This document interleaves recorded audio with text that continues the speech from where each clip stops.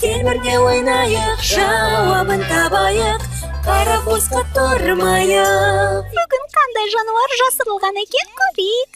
Ал енді зер салып, мұқият қараңдар. Ғажайып жануарлар кітабында қандай жануар бейнеленген? Бұл жануардың ұзын құйрығы бар. Жануардың көбінің ұзын құйрығы болады, аю.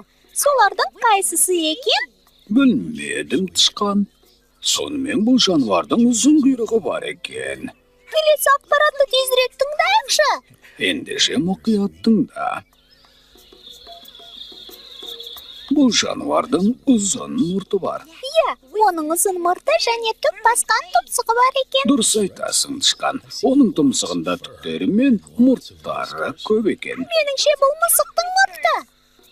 Ал сендер жауабын таптыңдар ма?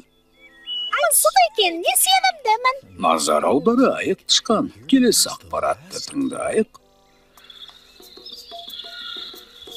Оның қысқа, дөңгеленген құлақтары бар. Ендеше бұл мысық емес.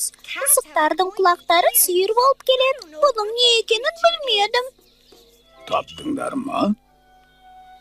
Бұл жануардың ұзын құйрығы, мұрттары, түк басқан тұмсығы және қысқа, дөңгеленген құлақтары болады. Бұл сурикат! Иә, дұрыс айтасың. Ал сен жауабын дұрыс таптың ба? Жарайсың, тышқан. Рахмет! Бұл бір қиын тапсырма болды. Аю, мына сурикаттар екі аяқтап тұрып тұрған сияқты. Түрлері сондай күлкілі. Сурикаттар жан-жағын мұқият қадағалау үшін осылайша артқы аяқтарымен көтеріліп тұрады. Олар да сен сияқты тығылыспақты жақсы ойнайтындарына сенімдімін. Мынау қандай жануар? Ағаш түбіндегі сурикаттар. Артқы аяқтарымен сорайып тұрған, кішкентай болса да үлкен, ін қазған. Мынау қандай жануар? Аздап марғауға да ұқсайды екен, қарай көр. Шыбын-шіркей құрт-құмырсқа қоңызды азық еткен?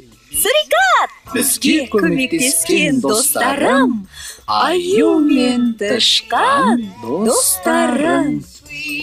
12-ші бөлімнің соңы 2013 жыл.